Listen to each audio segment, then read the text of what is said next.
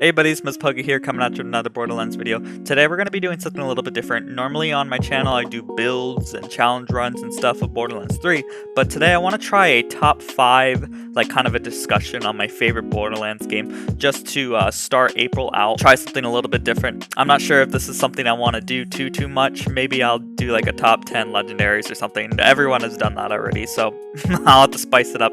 But let's just get right into it. Start my top 5 with 5 being the not necessarily worst, because I don't necessarily consider any of the Borderlands games to be, you know, bad entries in the series. It's just some aren't as good as others, and I really do like all the series. So none of these entries are going to be necessarily saying like, hey, I hate this game, or like, ooh, this is number 1, so it's absolutely the best. It's just my personal opinion. I hope you guys don't get offended. Before we get into the video, don't forget to like, comment, subscribe. It really helps me out when you guys do that.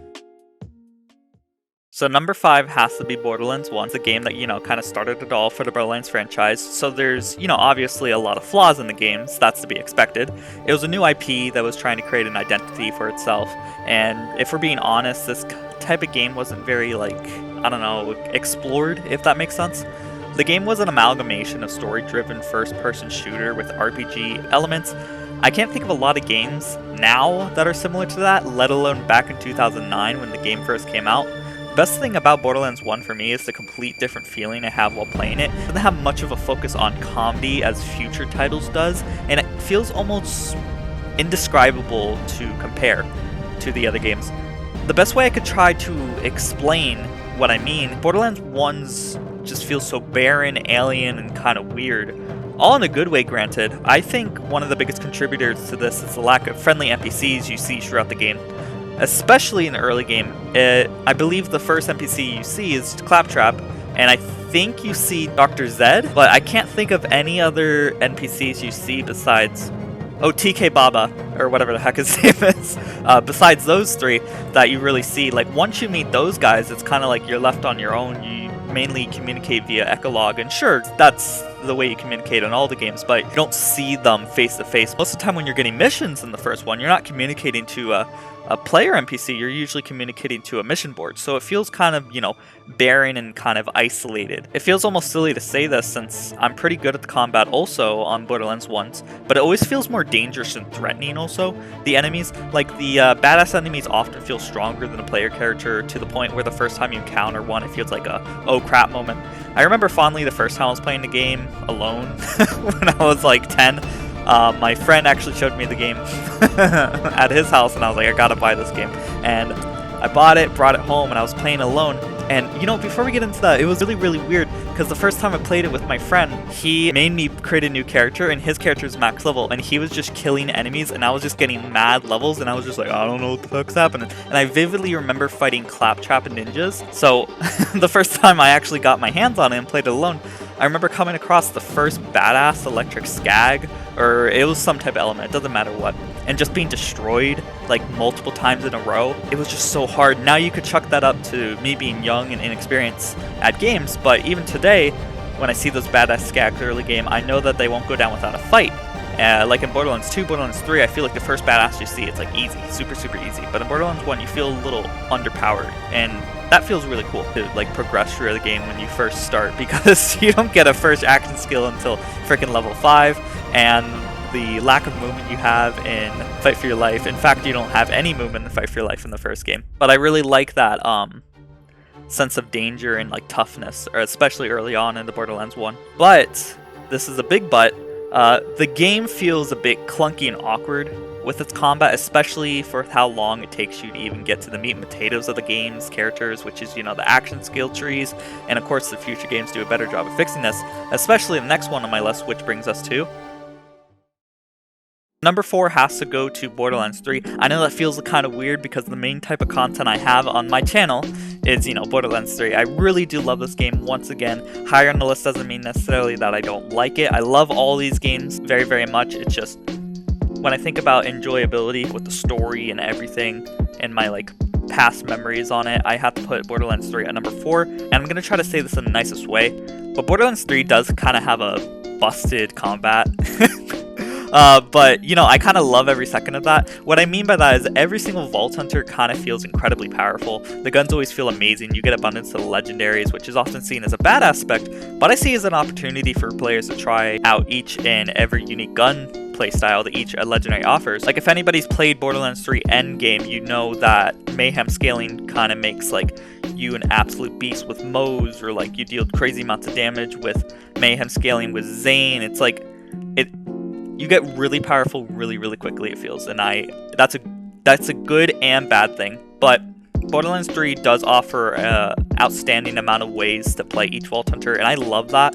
This has allowed for the community to really flourish on its build and theory crafting. I still get excited whenever I see a new build that gets a lot of upvotes on Reddit, because I love to see how everyone else approaches an item with a new way of thinking. You know, sometimes allows us to learn about new game-busting effects or a new tech that evaluates the way we think or play a certain Vault Hunter. I just really love that. Building community is great in Borderlands 3. This game is the sole reason why I even know what I'm bad at pronouncing it. Additive and multiplicative multipliers even are. That's how much I'm into the theory crafting and discussing builds with others. I learned those freaking hard to say terms. I'm sure it isn't that much of an accomplishment for people that's been in the building game like since Borderlands 2, like, you know, collaborating and discussing builds, but I didn't really get into that until Borderlands 3, so those are new terms for me. On a gameplay standpoint, it's the best in the series, and because of this, it has the best endgame, as said before. The game unfortunately falls flat on the story, which is incredible to think about since the game has the most amount of cutscenes in the series. It's a real shame because it shows that the team that created the game really worked hard on trying to make it better than it actually was, and they just couldn't. The main concept of Troy and Tyreen was honestly a pretty good idea. Honestly, it's like a kind of a blast from the past to the first game, where the main villain was a siren, even though she didn't do a lot of siren things besides, I think, activate the vault key. I love the idea of siren villains that actually did siren things. I really remember freaking out when they were first revealed, because I love sirens. Sirens are like the best characters and best vault hunters usually for me, besides in the second game. I mained Axon, but let's not get into the second game since we're talking about the third game. The final boss with Tyreen always felt disappointing to me, honestly, since you never see Tyreen morph in any way or transform when absorbing other creatures or things. And to see a potential epic fight with Queen herself turn into a shoot the big scary thing was annoying to me. Vice versa with the Troy fight, I really love. Seeing him literally center stage while Tyreen had to take a step back was a cool contrast to the normal narrative that was being shown in the story. Usually Tyreen was center stage, and Troy being a superpowered siren boss doing magical things like sending meteors and making walls of force that pushed you was really cool. I believe the biggest contributor to the story falling flat is the villains cannot compete with the previous villain Handsome Jack from Borderlands 2 and the pre-sequel. We had our expectations set to frickin' 11 with Handsome Jack, you know? And that's just out of a possible 5. That's not 11 out of 10, that's an 11 out of 5. Handsome Jack is just an amazing villain. There's no way, you know, it's like an impossible task for Gearbox to try to create a villain that could even hold a candle to Handsome Jack. And that just goes to show the test of time Borderlands 2 has as an entry in the series. Number 3 goes to Borderlands 2. It's alright, I guess. Now, before I begin with number 2. Number 2 and number 3, the spots could be easily swapped on this list because I love both games almost equally, but after careful consideration, I decided to place this on number 2 as opposed to Borderlands 2, because Borderlands the pre-sequel will always hold like a special place in my heart, because the game came around the time when me and my friend was just getting back into the game. I remember when we finished every single DLC in Borderlands 2 and did all the OP levels. I was playing Axton, he was playing Krieg, and then suddenly, I think on 2013, I'm not sure, correct me if I'm wrong in the comments, the Borderlands the pre-sequel was announced. Instantly, me and my friend went ballistic. We immediately jumped onto the hype train. We both pre-ordered the game as soon as we could. We got the season pass as soon as we could. We started planning what characters to pick, despite around the time we were getting on the hype train. We didn't know about each character or how they would play exactly. It was funny, actually, because we both wanted to play Nisha, and we were both trying to say, nah, it's okay, you can have her, but In the end, my friend ended up playing it on our first playthrough, and I played as Claptrap because I always like to play some type of utility when someone's like the main damage dealer. I was really into the game, but not so much for my friend. Like most people, he believed the game didn't live up to the hype, and slowly he lost interest in the game. He didn't like the space/sci-fi theme and new gameplay elements of low gravity and such, but for one, I love space and sci-fi. So it's like a match made in heaven for me. Borderlands combined with my favorite genres. I love how the game added air boosters and increased movement speed. I love going fast in video games. And then butt slamming on top of that. It was like great amount of damage early game. It didn't do like almost any damage end game, but it was really fun when you're fresh in the game and just using it as another way to deal damage. It was really, really fun. I love the narrative with Handsome Jack's corruption, and most importantly, I love the Vault Hunters. Every Vault Hunter felt amazing to play, and their action skills were great. The game always made me feel like a badass. In early game, you were given your action skills quicker than in the last game, which I thought was a fantastic idea, and I really appreciated them carrying it over to Borderlands 3. New Game Plus was honestly the best in the series as well. Your story would be narrated by Tiny Tina, and sometimes Brick or Athena would chime in. It was like kind of like gave you an incentive to play the New Game Plus besides trying to get to max level. Hearing all the like quirky conversations as you play New Game Plus was just really, really cool. I always felt like Borderlands 3 should have implemented that feature because it would have really added like another fun factor in New Game Plus, because like in all the other Borderlands games, New Game Plus is like, okay, playing the same exact story, nothing new, nothing like significant at all. But Borderlands Pre-Sequel was just added like new characters chiming in, and it was like fun to hear what they would say about certain I guess interactions with characters or stuff. I thought it was really, really cool. And I remember patiently waiting for Borderlands 1 since I had just bought the season pass